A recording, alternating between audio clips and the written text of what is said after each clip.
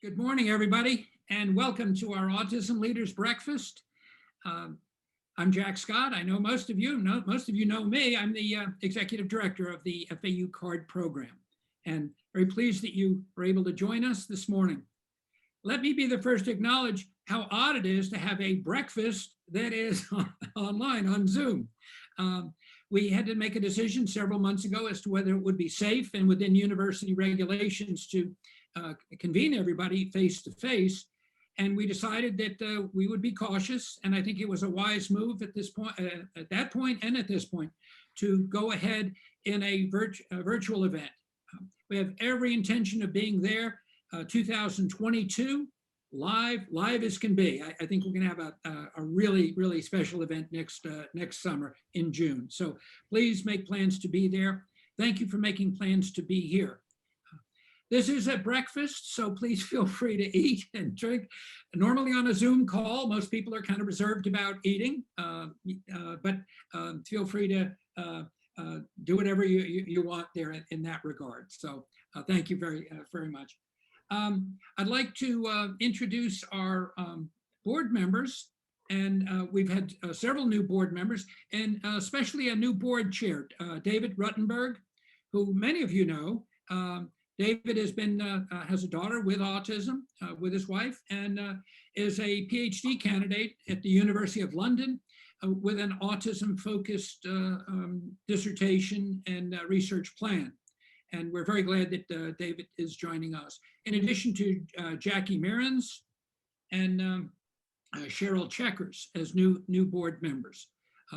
We honored Glenn Stein for his long service to CARD recently, and he is our past board chair. And thank you to all of those people. In addition, Max on our board, and I don't know which other board members, I can't see them, but if there are any others who are here on our call, I would like to thank them as well. So next slide, please. There we go. Here's our team. I'm talking up here today on your screen, but the work that CARD does, the good things you hear about CARD are done by all of these people, plus some of our friends and volunteers. And I want to thank all of them for helping to get all of the good things we do done. You'll notice we're a much more diverse CARD team than we were 2 years ago.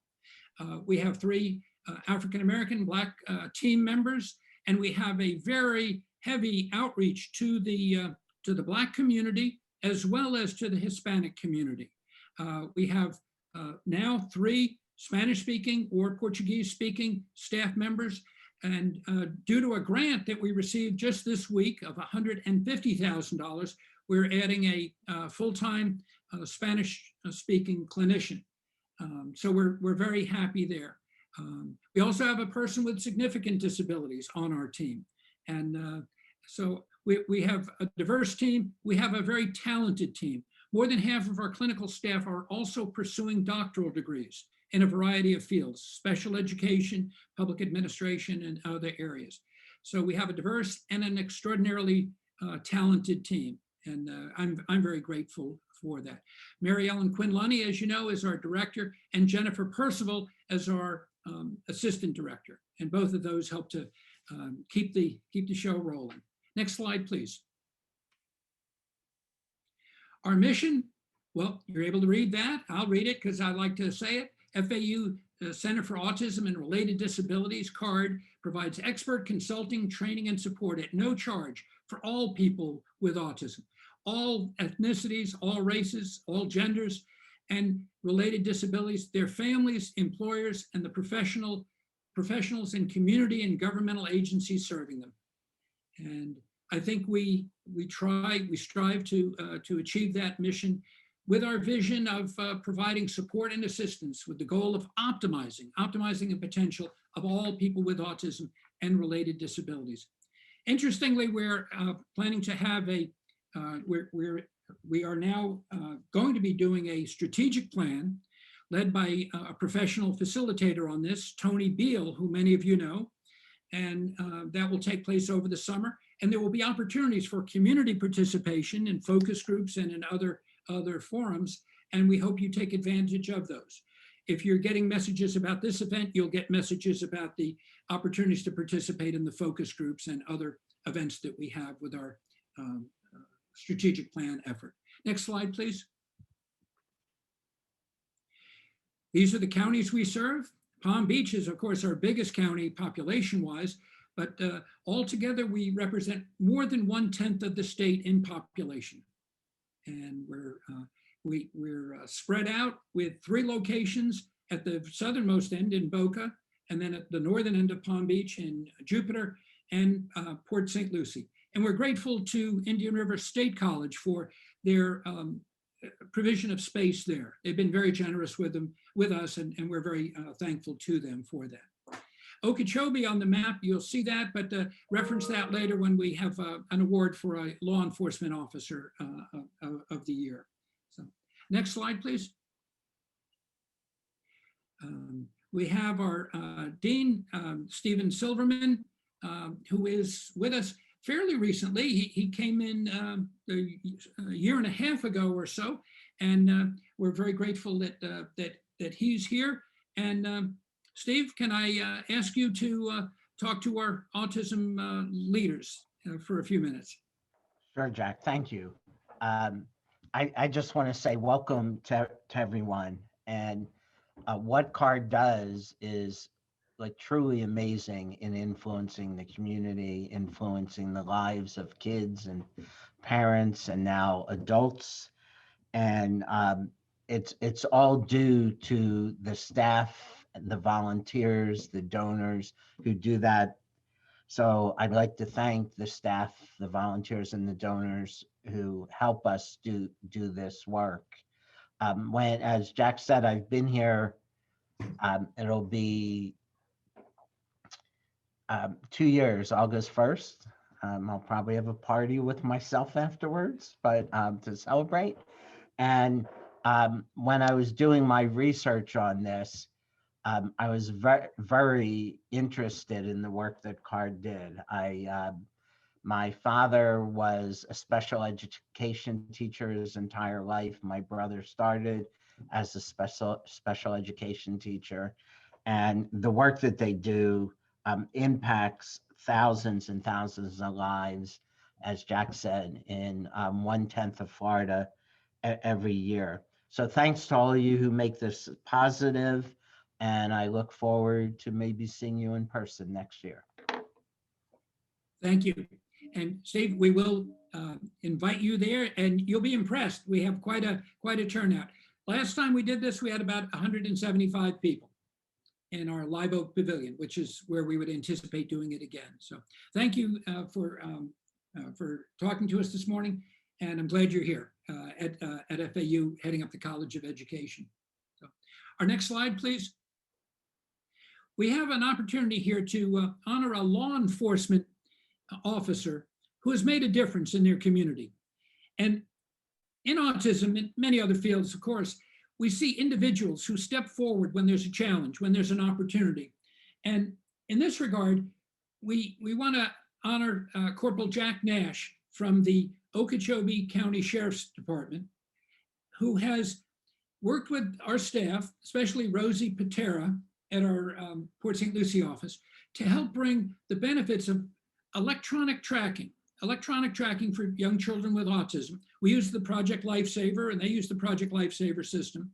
Little electronic bracelets that parents voluntarily provide for their child. But it is coordinated, importantly, with the law enforcement agency. And that doesn't happen by accident. It happens because somebody on the force in that agency wants it to happen. And Corporal Nash is the one who helped make that happen. Corporal Nash, are you on? Can you hear me? I am, sir. Thank you. Thank you. Well, thank you. Thank you for working with our team. Thank you for working with the sheriff and with the others within your county to help provide training and to provide resources to allow this to happen. We know that it provides tremendous security for the families and additional safety for the children. So Tell us just a little bit about your work out there, if you would, please. Well, foremost, I have to thank Rosie and the CARD community for bringing this to us, and of course, Sheriff Stephen and our command staff, because they were opened up to having this in our agency. Unfortunately, I'm homesick today, so I'll be a little brief. But I do want to thank you for the award. It means more to me than you know. This is a great program that we've been able to facilitate. We actually use our own funds that the sheriff has put to the side through our crime prevention. And we were able to work that to offset the costs of the parents having to give up the $200 per bracelet. So we actually provide the service 100% free, which is huge. We have over 23 people that have been in the program so far. Luckily enough, we haven't had to activate the system yet, but we've had some close calls, and excuse me, it's been a joy working with Rosie. You guys have a team member there that is worth her weight in gold and platinum. Let me tell you ahead of time. Thank you for saying that. We know that. Yes. I hope so, and I also hope to see you next year to pass on the torch. It's just a straight honor for me, and I know the sheriff is on watching. I didn't know if he wanted to say anything. Give him that opportunity. Well, yes, please. Yes. But I appreciate everything. If the sheriff is there, yes, could you please chime in? Good morning, everybody. As Jack's already alluded to, thank you, John, for recognizing Corporal Nash. He is one, a fine example of the men and women that I have the pleasure and the honor to lead here at the Okeechobee County Sheriff's Office. When we took on 5 years ago, I'm now in my second term as sheriff, embarking upon my 34th year come November.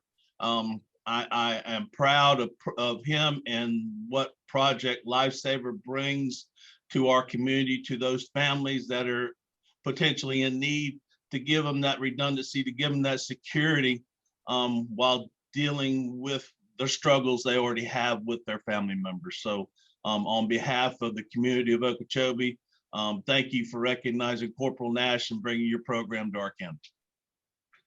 Well, thank you, Sheriff. We appreciate it. And Corporal Nash, thank you. And on behalf of the families who will have this additional security and children whose lives will very likely be saved as a result of your actions. We very, very much appreciate this. This is huge.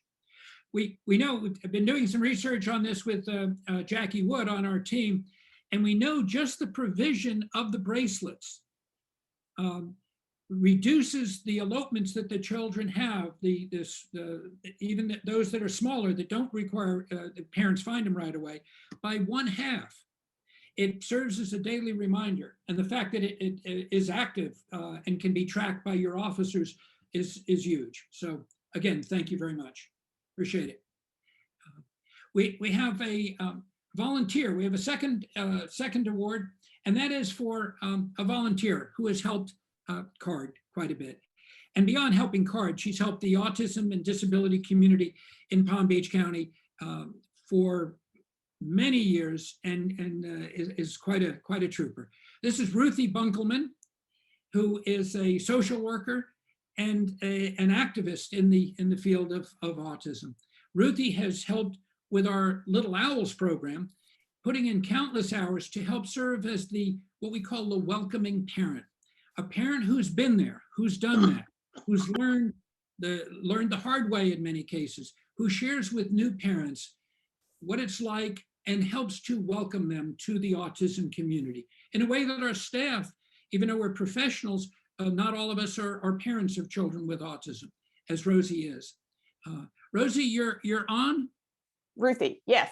Ruthie, I'm sorry. Yes. Ruthie, It's okay, it's an R. Rosie got confused.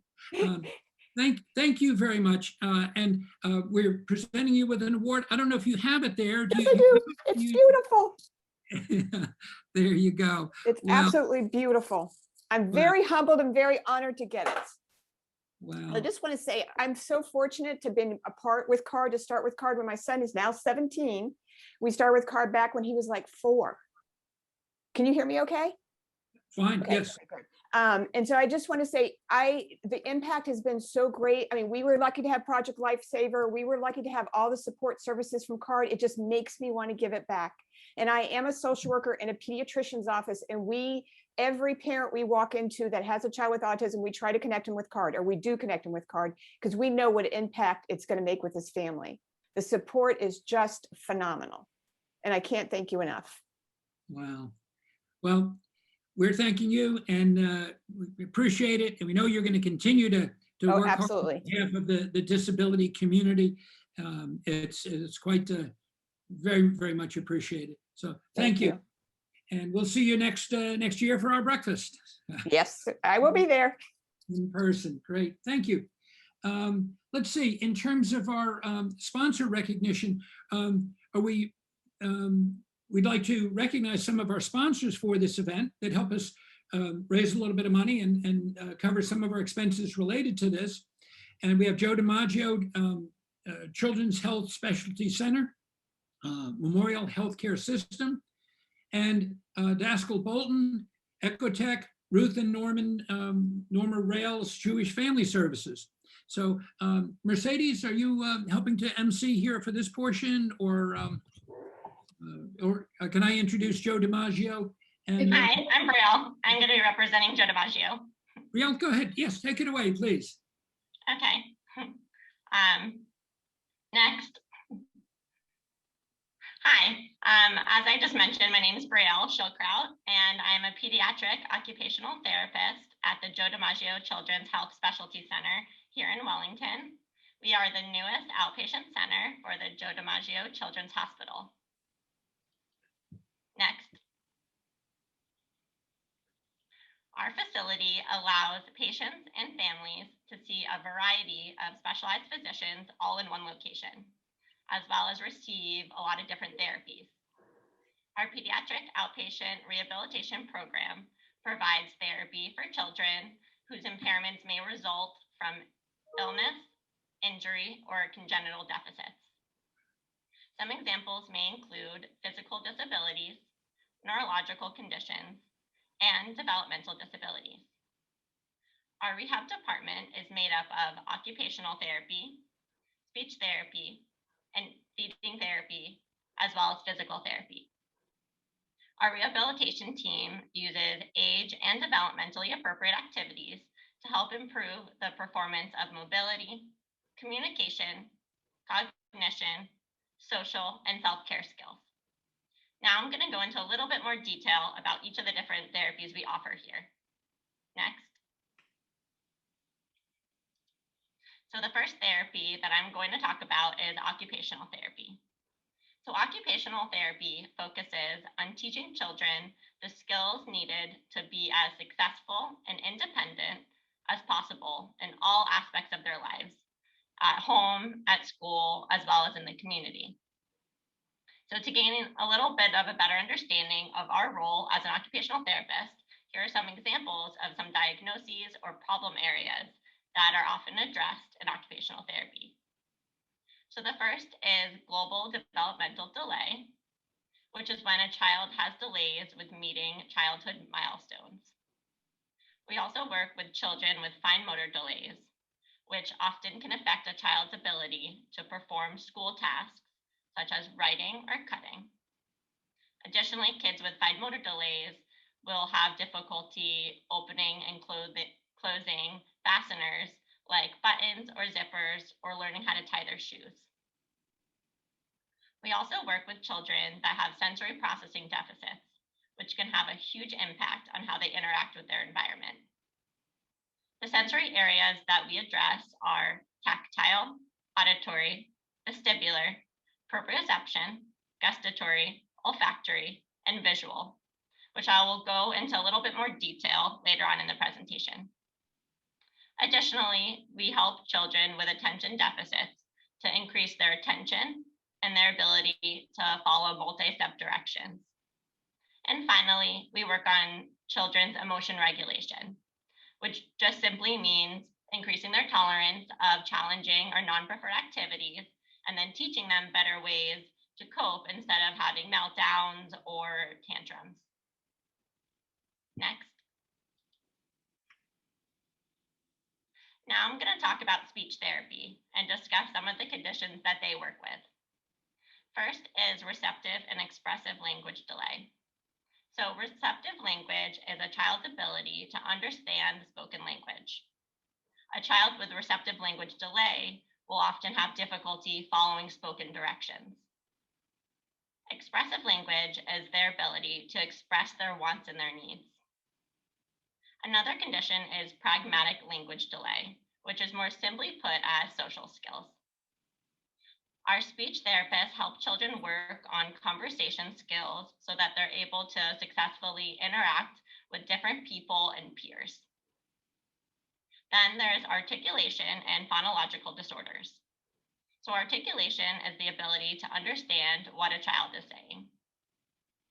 Children with articulation disorders have difficulty making specific types of sounds.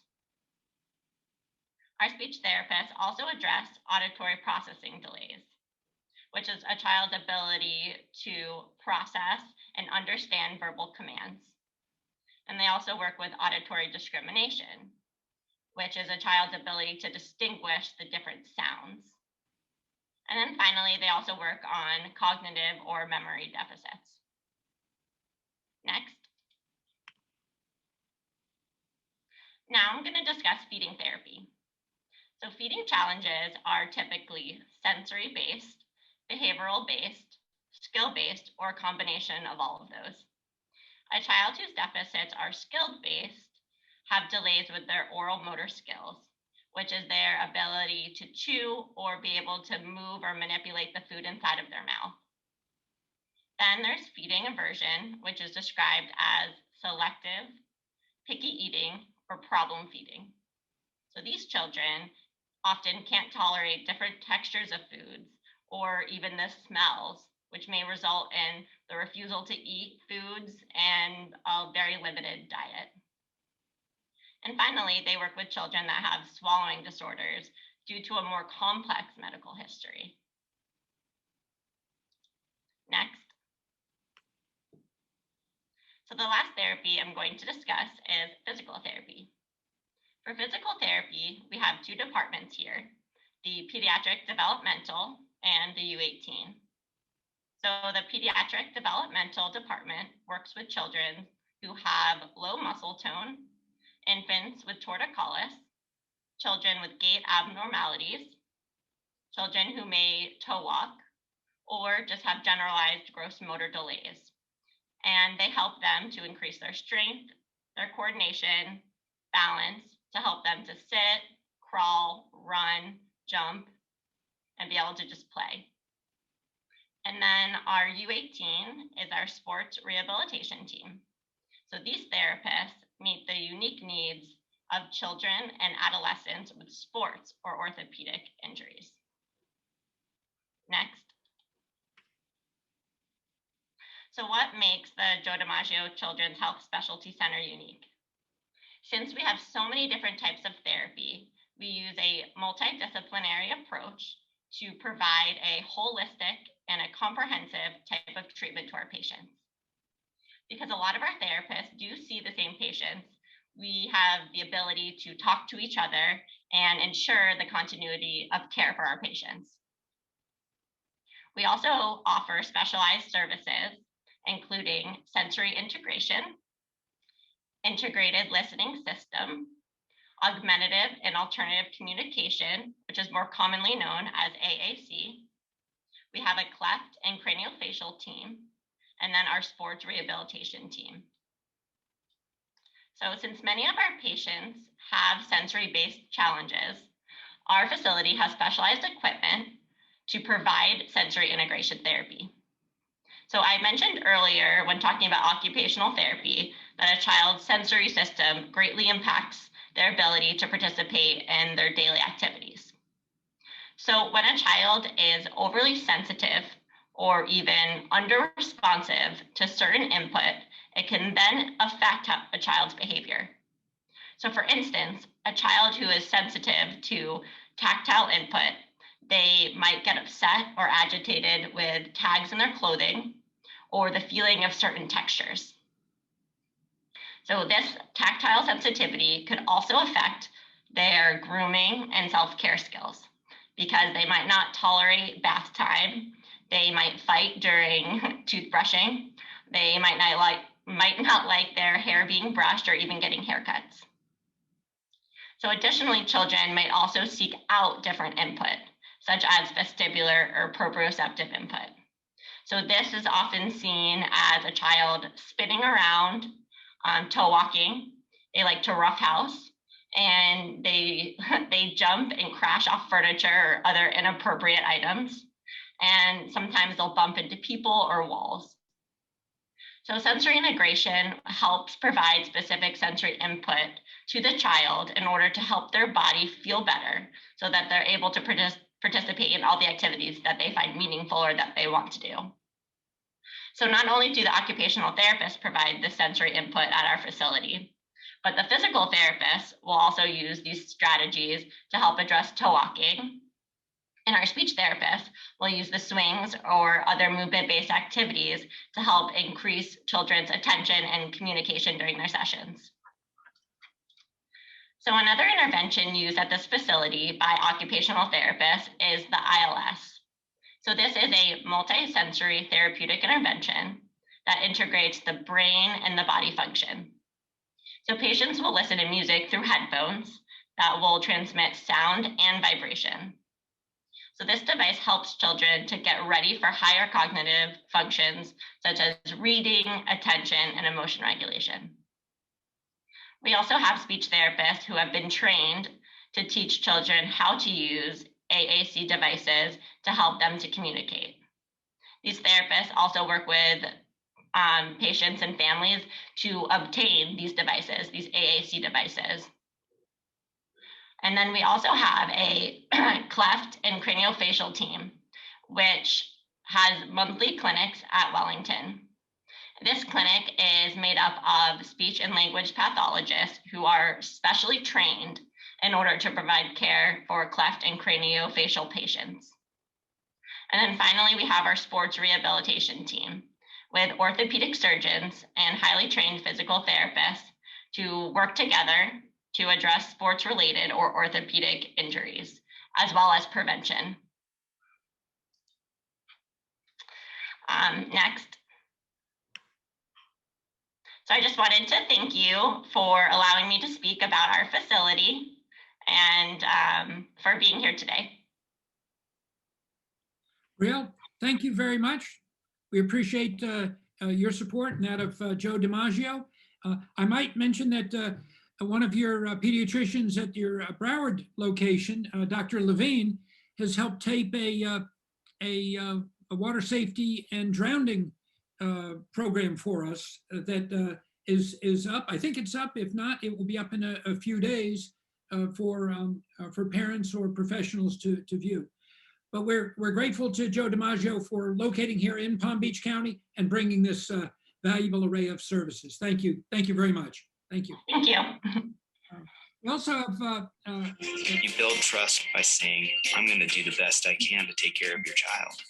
When you're taking care of that child, you're taking care of the whole family. And that's what we do here at Joe DiMaggio. To me, they're like angels. They saved my daughter's life. Oh, there we go. There you go. Thank you. I wanted to thank Exotech. My notes show that I'm just to thank them, but thank you very much. We appreciate it. And now we have, let's see, Michael Daskal. If you would say a few words, we appreciate your sponsorship. He put a message in the chat box that he ran out of time and he did have to leave, but was thanking FAU and all the work that we've done, and he's a big supporter of FAU in our programs. So wonderful. Thank you, Jackie. I appreciate that. Well, we hope to see them next year as well. Our last sponsor we wish to recognize is the Ruth and Norman Rales Jewish Family Services. And Jackie Turf, I believe you're going to speak on behalf of the program. Yes, good morning. Good morning. Hello. I'm speaking on behalf of Sippy Rosen, who is our special needs outreach coordinator, who could not be here today.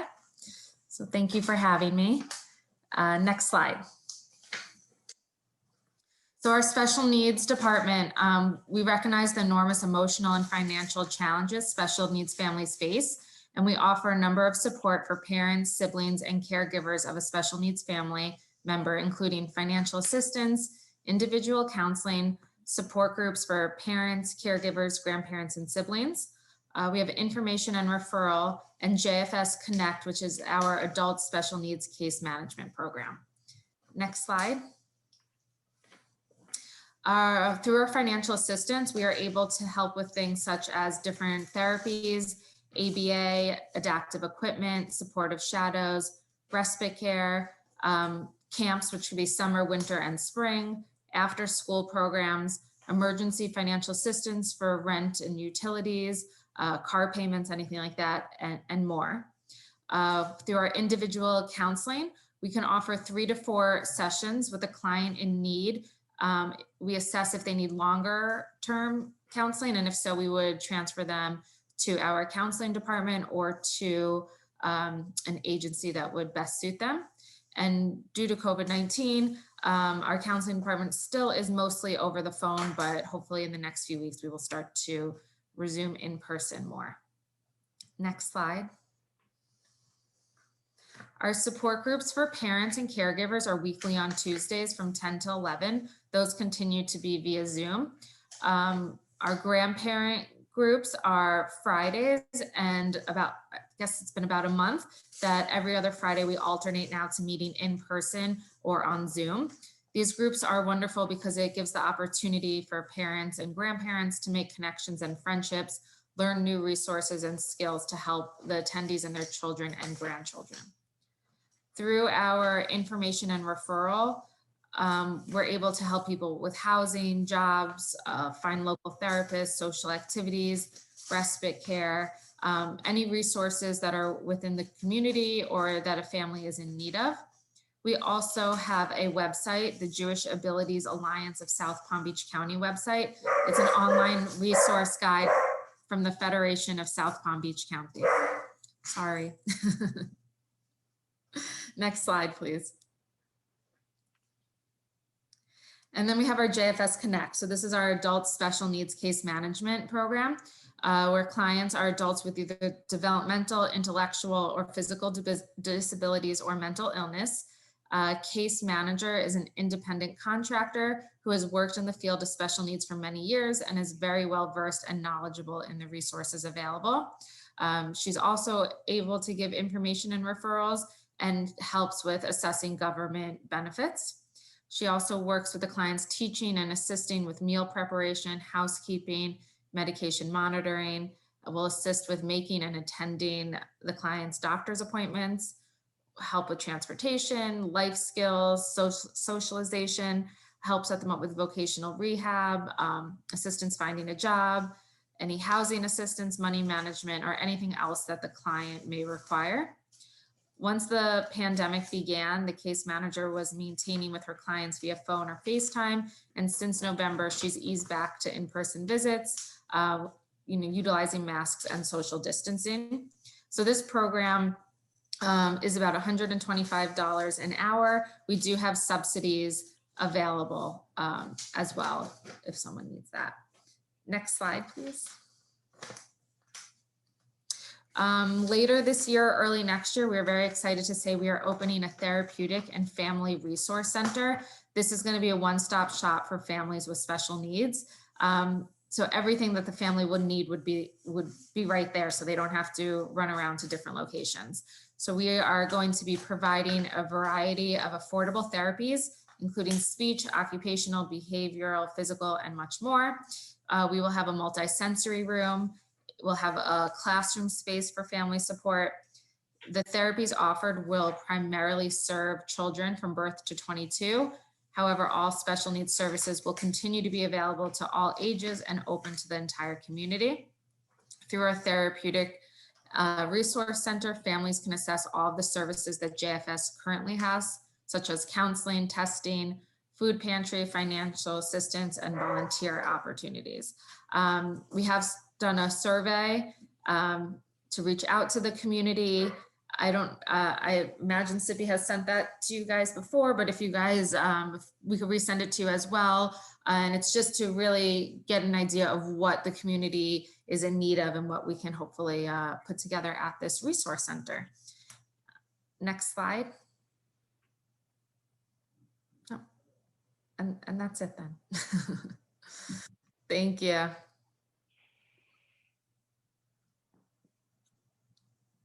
In times like these, everything comes into perspective. Our focus has been shifted from what we thought was important to what truly matters most. As these challenging times make us more introspective, the things and people that we have taken for granted become unmistakable. We've been asked to move inside for the greater good, and as we do, we get a glimpse of the heroes who have been around us all along. These men and women are not wearing boots or capes, but instead gloves and masks. They're out there delivering food to those who can't leave their homes. They're connecting virtually with the vulnerable to provide insight, help, and community. They're offering a compassionate ear and direction for those who are searching for new jobs. They're restocking shelves and keeping seniors entertained. They're making sure bills are paid through programs and financial aid. Even though it feels like the world is spinning out of control, these people keep us moving in the right direction. They're putting themselves at risk to do what needs to be done, to give us the hope of a way forward. The truth is, the world has overlooked them for far too long, but we know that they aren't just essential, they are fundamental. To all of the courageous heroes fighting on the front line, know that you are seen, you are heard, and you are appreciated. We will do our best to protect you. We will stay inside and cheer you on from a distance. We will honor your efforts and support you. But perhaps the best thing we can say or do is to simply offer our gratitude. From the bottom of our hearts, we say thank you.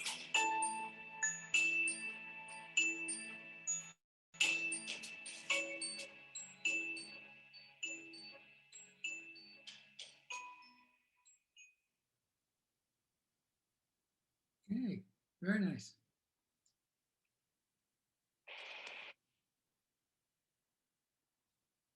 Jackie, thank you very much. That was very nice. We appreciate all of what the Ruth and Norman Rales Jewish Family Services are doing. It really is a great segue to all of the tremendous supports that our human service providers in the county and countless volunteers have been doing to help people get through the pandemic. It's been a very, very difficult time for everyone, and it's good that we seem to be on the way out of this. So there's a lot of good things happening there. I'm going to talk about that briefly at the end as I wrap this up. But as leaders in the autism community, there's some responsibilities I think we assume as we move forward and try to assist families with making sense of what happened, or of framing it in ways that are more versus less productive. I'm going to introduce our speaker here in just one second, but I want to put it in context, his talk in context. As we looked at our data for CARD and then other of the CARD centers around the state, the 6 other CARD centers, we noticed a distinct pattern. This is statewide. This is not unique to us. That there are dramatically fewer Black children, African-American children, in participating in CARD and in autism than we would expect. In a national survey we did, and this is not just unique to Florida either, in a national survey we conducted with over 600 responses, only 5% of the respondents were African American versus about 14% within the population US-wide. And that was by far the biggest discrepancy we saw. Here in Palm Beach County, about half the children, Black children are participating in dedicated autism programs at about half the rate that we would expect based on their presence within the population. This is a complicated problem. This is not any one issue that makes this happen. And at CARD, we're actively seeking to understand this. We know if we wish to change it, we have to first clearly understand just what is going on.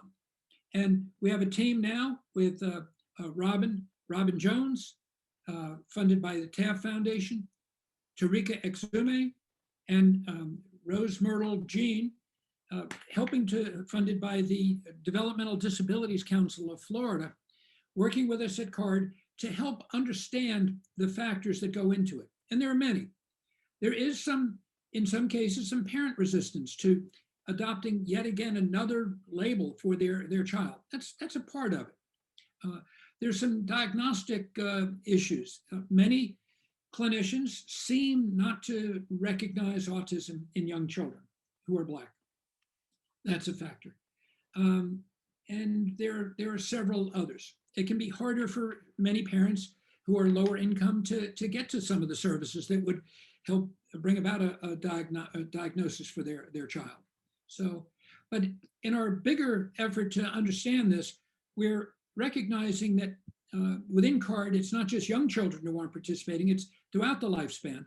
And we're determined to help reach out actively to the African American community. Dr. Lamar Hardwick has spoke at the CARD conference in January. And if you're not familiar with the CARD conference each January in Orlando, please let me tell you more about it. It's the biggest autism conference in Florida, and it is the place to be. We should be back in there in real time this next January. But Mr. Hardwick was the breakout speaker. He was the hit of the conference with his talk. He's a pastor who has autism, and he provides some valuable insights into autism when seen from the perspective of a Black person. And are we ready can we roll his presentation? If we would, at this time, please.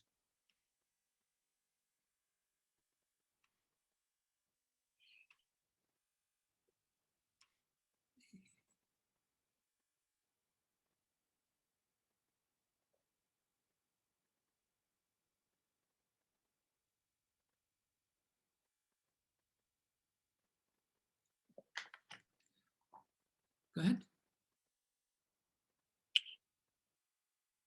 Well, good afternoon, and thank you everyone for joining us today. And let me first say thank you for the invitation to share with you today. So today I want to talk about a particular topic that has been very important over the last few years, and that is diversity and neurodiversity, and to speak a little bit about the future of what autism advocacy may look like. And so before I get started, I thought it'd be great to allow you a chance to get to know me. So this is a picture of my family. So you see there, standing to my right, your left on the screen, is my wife, Isabella. We have been married for 20 years this January. And my wife is from Malawi in Africa, and we began dating in college around the age of 18, 19 years old. So we've been together quite a long time. And then on her right, your left on the screen, is our oldest son, Malachi. Malachi will be 16 in June. Then right there in front of my wife is our youngest child in the red there. His name is Miles. Miles is 7 years old, will be 8 years old next month in May. And then to my left and your right on the screen is our middle child, Micaiah.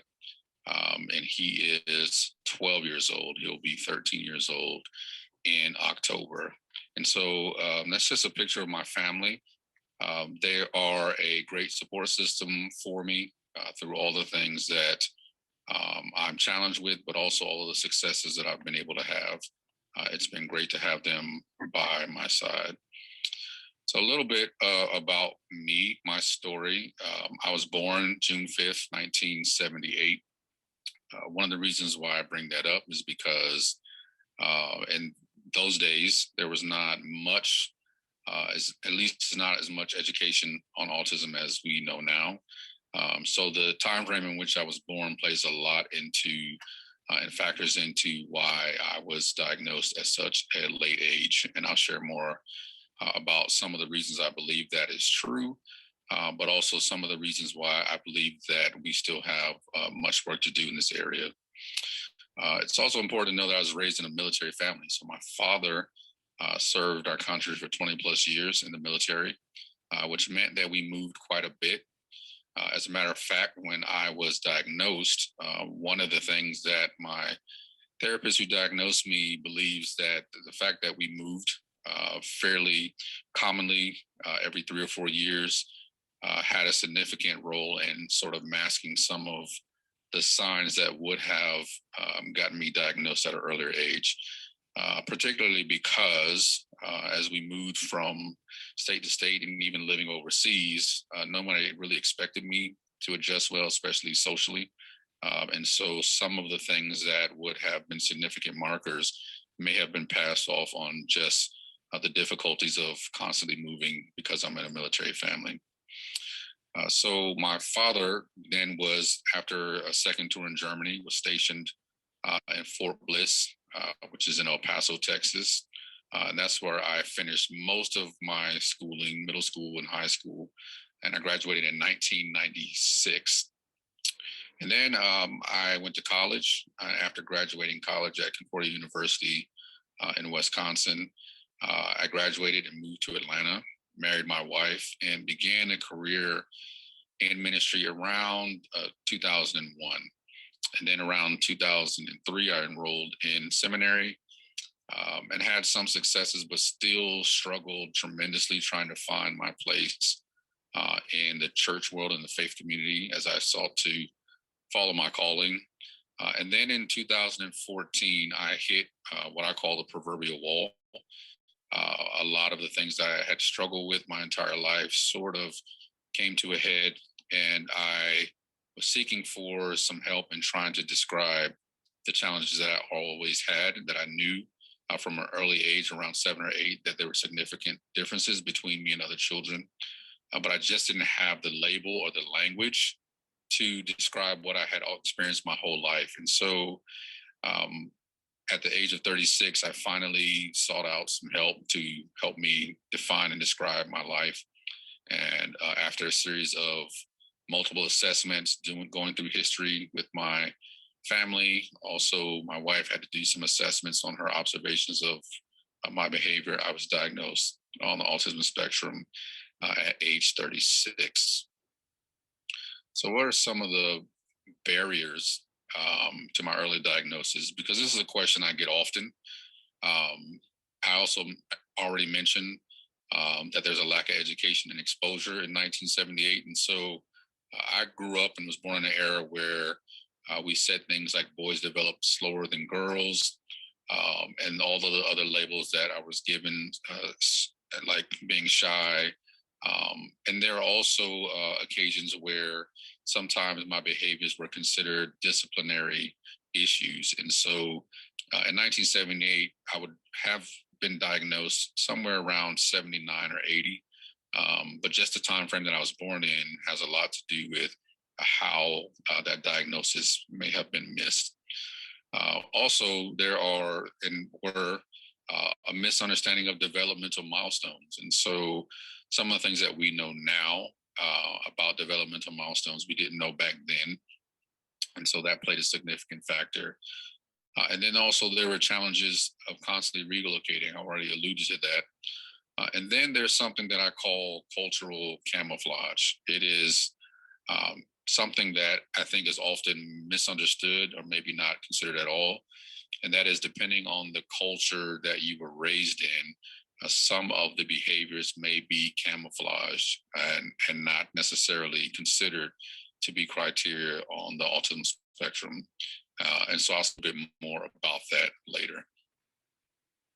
So let me start with, as we discuss this, some of the current CDC data on autism. This was released last year, I believe in 2020. And what the CDC released last year is that autism now is 1 in 54. And so 1 in 54 have been identified with autism. They also noted that boys are more than 4 times as likely to be identified with autism as girls. They identified also that girls identified with autism were more likely to have an intellectual disability than boys. And so 39% of girls were found to also have an intellectual disability that co-occurs with their autism, as opposed to 32% of boys who have a co-occurrence of intellectual disability when they're diagnosed with autism. They also noted that the first developmental screening by 36 months rose from 74% to 84%, and that was among children that were born that were 4 years of age or younger. So a lot of new data came out to help us to understand what the current state of autism is. They also noted that there are improvements in autism identification in Black children. Previous to the current data, there were noted glaring diagnostic gaps between African American and Hispanic or Latino children and white children. But the data that was recently released said that there has been improvements in autism identification in Black children. They also identified that Hispanic children are still identified at lower rates. Hispanic children received evaluations at older ages than white children. So there is still a gap there as far as getting an evaluation.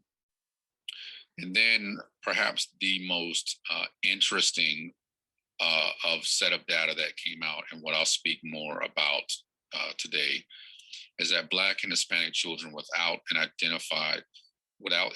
intellectual disability may not be identified at the same rates as white children. And so, again, we have to understand that oftentimes with autism, there is a co-occurrence of an intellectual disability, but there are cases such as mine where autism is prevalent and there's an absence of a co-occurrence of intellectual disability. So those are the persons that you find, like myself, that tend to be verbal or hyperverbal, but still meet all of the criteria to be considered on the autism spectrum. There tends to not necessarily be a speech delay or a significant speech delay, which doesn't also put them in the category of having a co-occurrence of intellectual disability. Now, this is an interesting find because although they report that there are improvements in autism identification in Black children, one of the reasons why I believe that my diagnosis may have been missed and we still continue to have these issues in diagnostic disparities is because of what's noted in the last PowerPoint there, that Black and Hispanic children without an intellectual disability are still not identified at the same rates as white children. So if we take a look at autism and DSM-5, and many of us know this, but I want to review it because I want to tie in and help us to understand what may have been the issue for myself and what continues to be the issue as we look at diagnostic disparities in minority communities. So autism and DSM-5, I took this straight from the DSM-5. I abbreviated some of it for brevity, but there are basic understanding of the tools and the signs that will allow for diagnosis of autism. So I want to review these so that I can help us to understand maybe some of where the gap exists. So the first point is that there's persistent deficits in social communication and social interaction across multiple contexts. And this is seen in deficits in social, emotional reciprocity. It's also seen in deficits in nonverbal communicative behaviors used for social interactions, such as body language, facial expression, voice intonation, all the things that I myself particularly struggle with. Because we've all heard the saying, and I'm not quite sure it's 90%, but we've all heard the saying that 90% of all communication is nonverbal. Well, for someone like myself who does not necessarily understand nonverbal communication, or my brain does not translate well nonverbal communication, you can understand if a large percent of how we communicate with one another isn't actually done with words, how challenging that can be for someone like myself, even in the absence of an intellectual disability. It is extremely difficult to navigate the world that communicates nonverbally through most of its communication.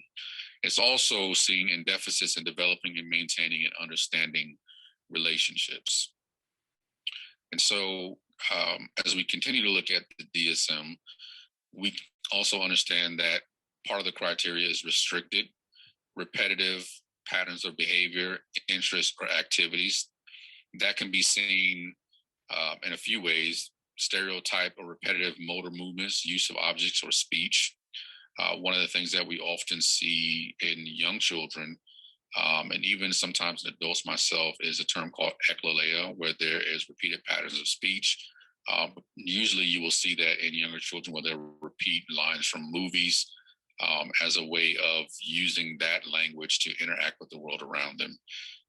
You also see this in assistance of sameness and flexible adherence to routines or ritualized patterns of verbal or nonverbal behavior.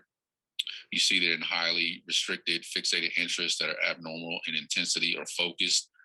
Oftentimes you will find that many people on the spectrum have a hyper focus on something that interests them, and there's usually an intensity to the level of focus that sometimes can seem abnormal, although I believe when it is coached properly, it can become an asset. And then finally, you see hyper or hyporeactivity to sensory input or unusual interest in sensory aspects of the environment.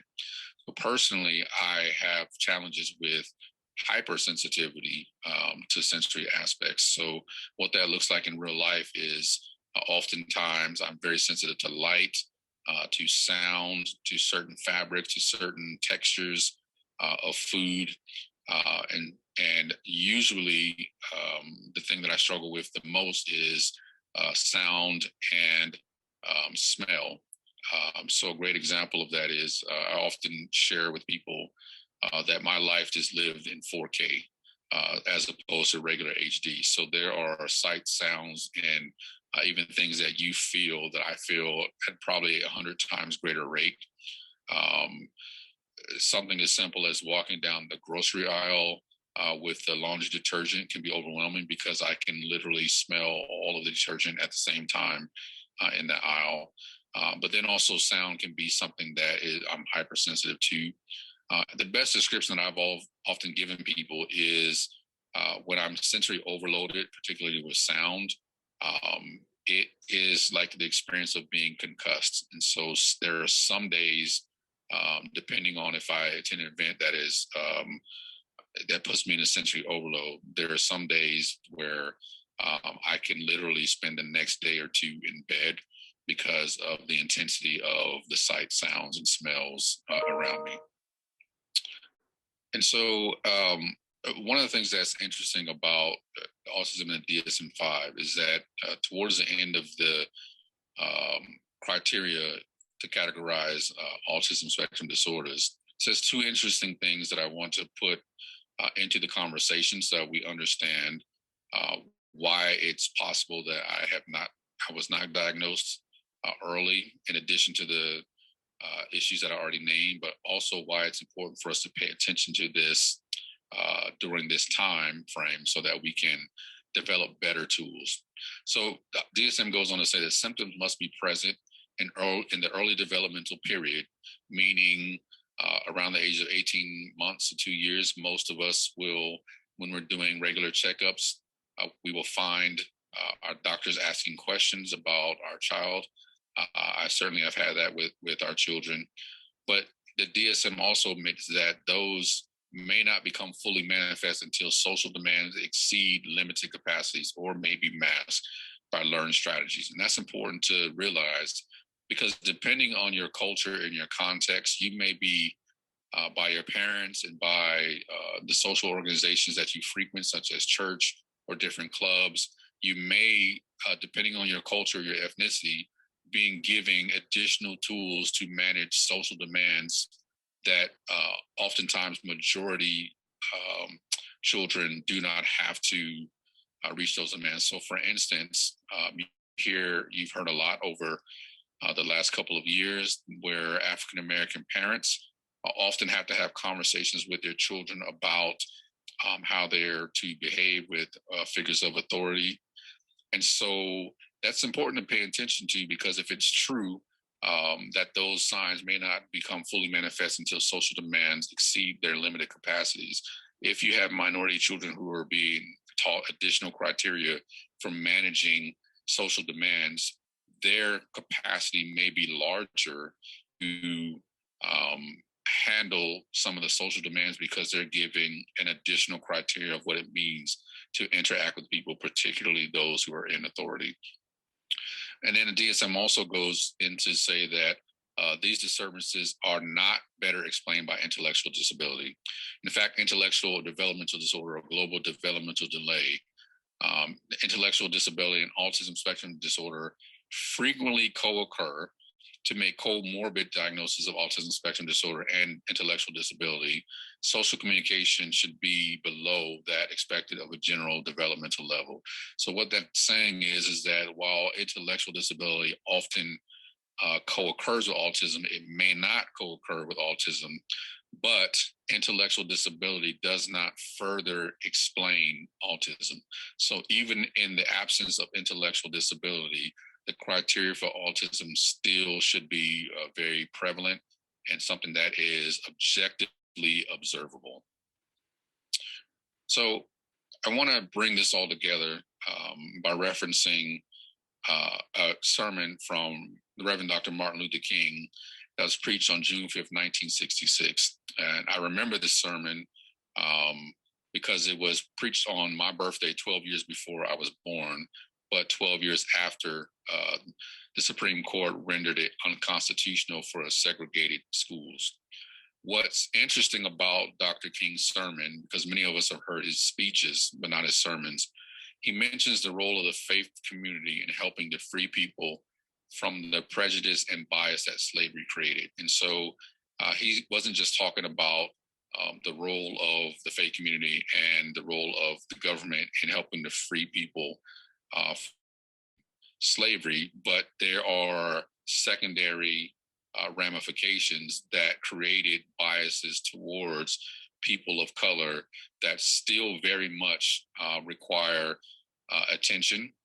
And so when we look at that all together and we consider that the diagnostic criteria for autism says that a co-occurrence of intellectual disability does not further explain autism, and we consider the fact that there's still diagnostic gaps between African-American, Hispanic children, and white children who do not have an intellectual disability, in theory, what we are witnessing is children who are of color, who display the same behaviors in theory, absent of an intellectual disability, that should get them assessed and observed and diagnosed with autism. But as Dr. King said, there are still some biases that are the residue of some of the history of the country. So what am I saying? That part of the issue, why I may not have been diagnosed and why there's still diagnostic gaps, is that the behaviors that are displayed in minority children that are the exact same behaviors that should get them assessed and diagnosed with autism are oftentimes interpreted as something different than they're interpreted in white children. Because if intellectual disability does not further explain autism, then in theory, by science and just by pure observation, those behaviors should be the same and there should be no diagnostic gap. The only explanation is that those behaviors are being interpreted as something different. And so what we have to do then is then consider a lot of the cultural influence on our ability to close that gap and to be better at diagnosing our children of color. Here's what Courtney Newberry says about autism research. She says that most autism research originates in the West, and we have a particular view of what autism is, a particular view about how children behave and interact with adults. Other cultures might have very different expectations of how children behave. And you can read that. There's reference there in Spectrum News. What she is saying is something that I think becomes a missing link in the gap that causes persons like myself, even though I was born in the late 70s, and even children today who are children of color, to continue to struggle with getting the assessment and the early intervention that is needed, because most of the research originates with people from the majority culture, namely young white males. And so all of the criteria has been shaped based on one cultural perspective of what autism may look like, which leads to the exact same behaviors distributed and displayed in children of color being interpreted as something completely different, when in fact, it very well may be autism. So we have to then consider what are some cultural factors that need to be considered as we look at the future of what autism research and diagnostic criteria should look like. Well, cultural factors are those that contribute to how autism is experienced and how autism is displayed. So this comes from the Children's Hospital of LA, and they've done some significant work on there. There's a reference there at the bottom of the slide, but they contend that issues such as language, geographic location, religion, nationality, economic status, gender, beliefs and value, family structure, and ethnicity all play a significant role in the shaping and understanding of various cultures and subcultures. And so if you think about it, if all of the diagnostic criteria was developed by observing one particular culture and gender, there are a number of things that have been left out of the criteria that helps us to understand autism better as it relates to different cultures, ethnicities, and also gender. And so again, language, geographic location, religion, all of those things influence how children behave, how those behaviors are displayed.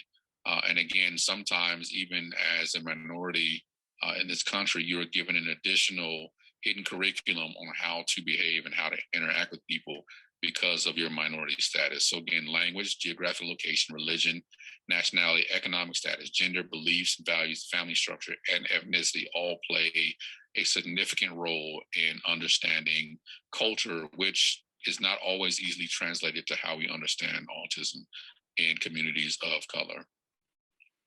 So then we have to consider ethnicity, culture, and autism and how it all plays together.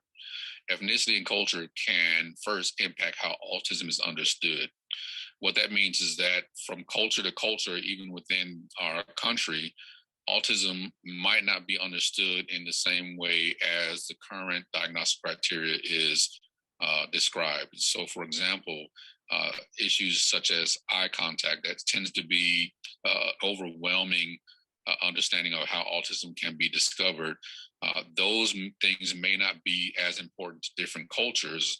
Therefore, it doesn't translate to that culture why a child making eye contact with people is a significant issue that may need to be observed and then later on addressed.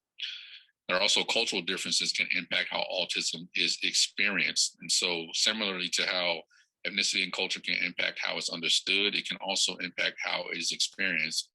So a great example of that, again, is eye contact. If that is not an important cultural value for a certain segment of the population, then how that family or caregivers experience what very well be autism may be much different than how it's described in the criteria. And then cultural differences often exist within the same ethnicity. So those are things that we must pay attention to. And then finally, culture impacts nonverbal communication, other behaviors. So if it's true that one of the significant factors in being able to diagnose autism is the ability to verbally communicate, we also have to take into consideration how culture impacts the use of nonverbal communication and other behaviors. Are there ways that different cultures view nonverbal communication in different ways, and also other behaviors? Oftentimes, those things are not actually considered in the current diagnostic criteria. So a path to understanding diversity and neurodiversity begins with understanding the pattern that has been established over the years. So according to the United Nations, people with disabilities are the largest minority group in the world.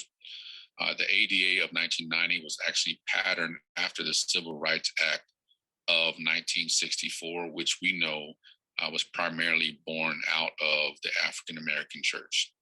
In addition to the end of segregation, the Civil Rights Act created a path to diversity and inclusion. And in many ways, we can learn from the civil rights movement as they sought to find ways to be more inclusive of communities of color as a pathway to help us to understand the need for diversity within the autism community, so that we can become better at diagnosing and providing early intervention for children of color.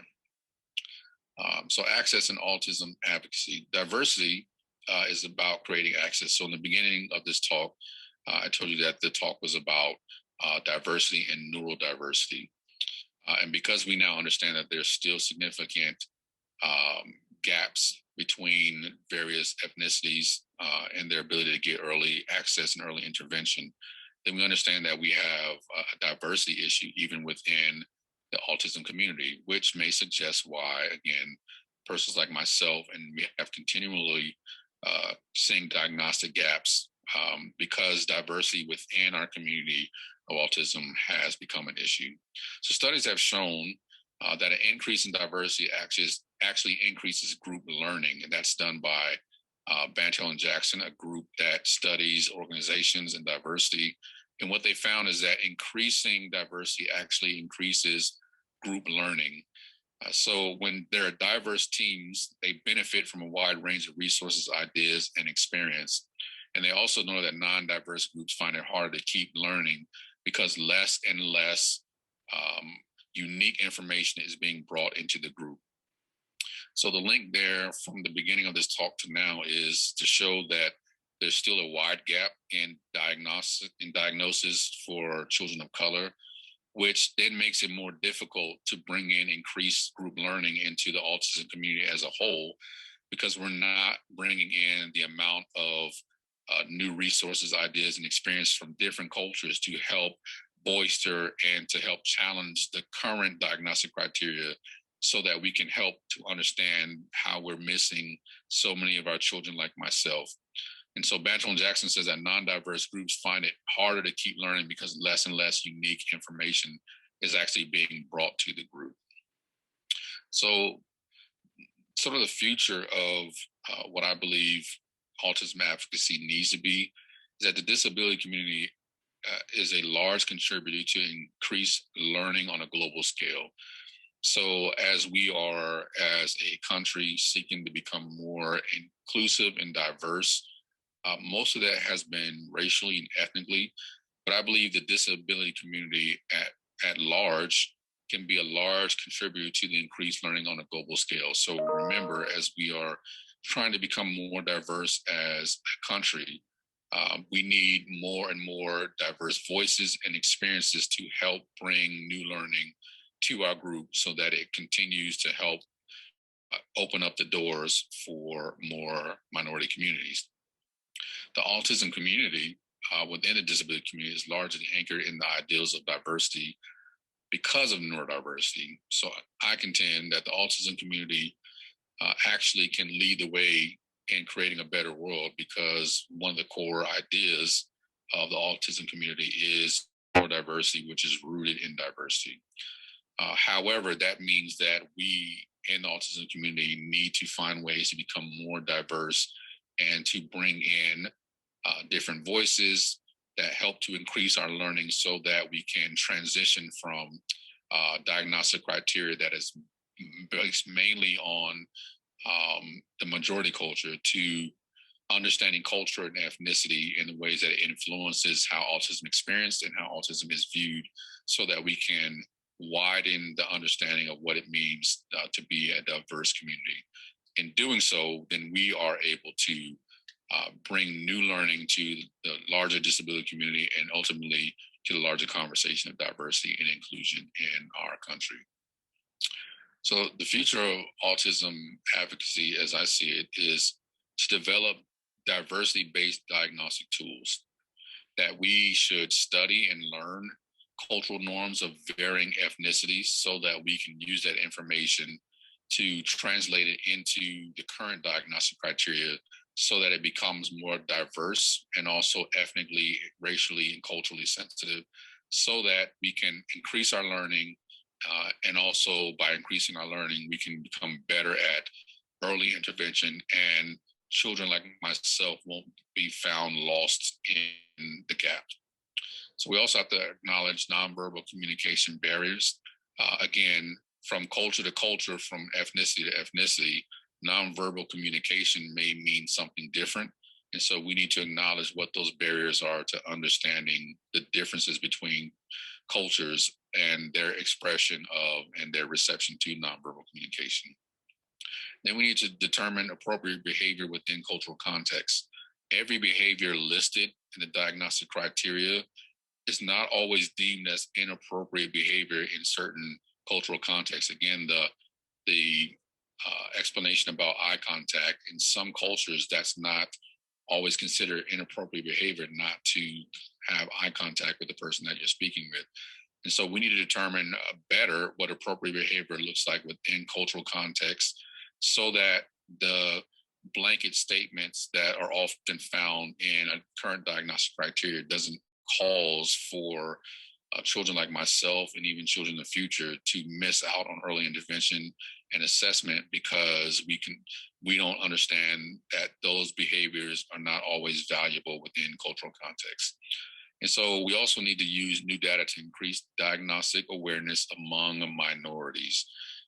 So as we are getting better at becoming culturally and ethnically sensitive, then we can use the data of the increase of diagnosis of children of color to help us to become more aware of how to increase and close the gap of minority children who are being sometimes falling through the cracks of diagnostic criteria because we have not been as culturally sensitive as we could be in helping to understand how to disseminate that information. So that new data, as we increase the diagnosis and close that gap, helps to bring awareness amongst minority communities.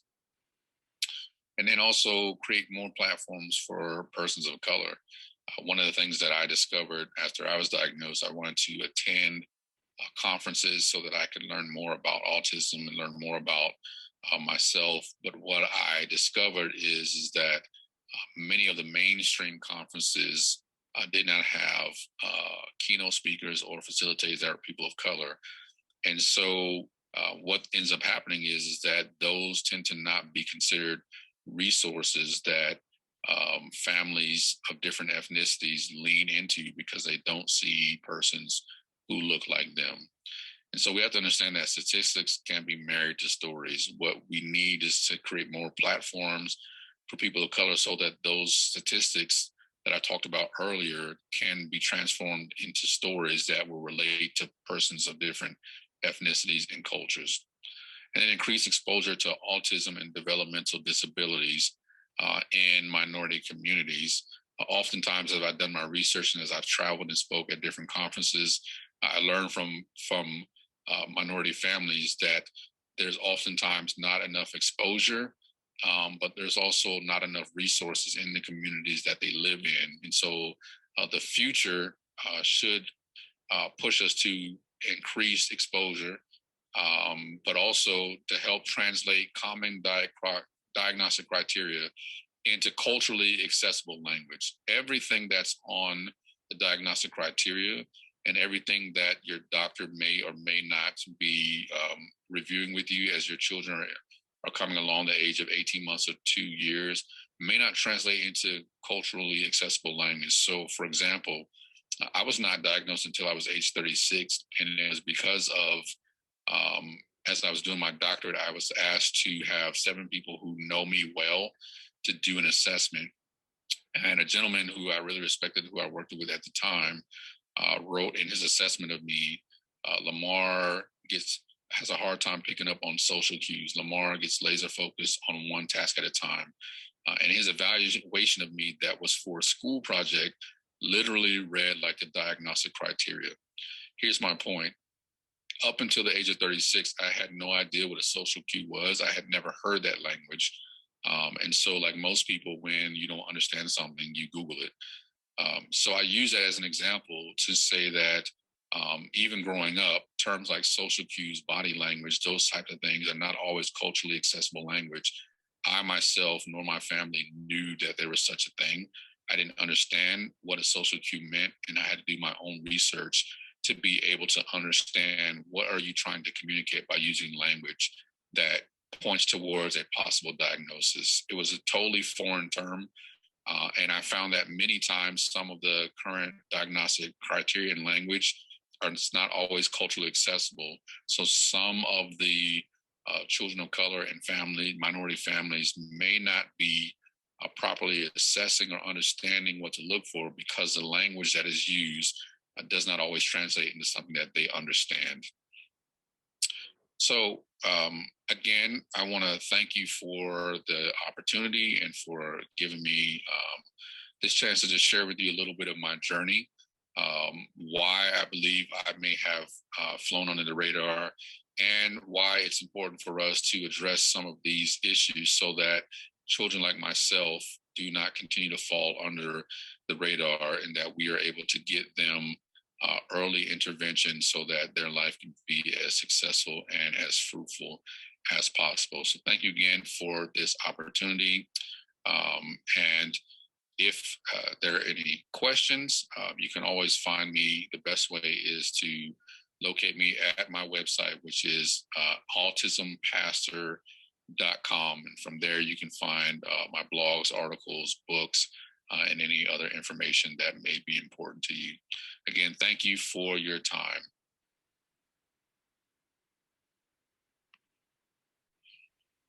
Thank you, Dr. Hardwick. Wow. Jackie?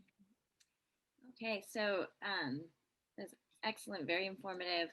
We're going to open it up for the end. We're kind of wrapping up here, but if anyone has any questions or comments that they'd like to share at the end, we wanted to give the opportunity to go ahead and you can unmute yourself or put it in the chat, and I'll share with the group.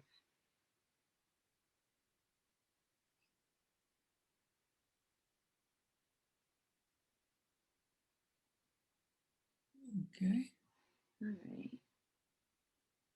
Excellent. Thank you, Sharon, for sharing that in the chat.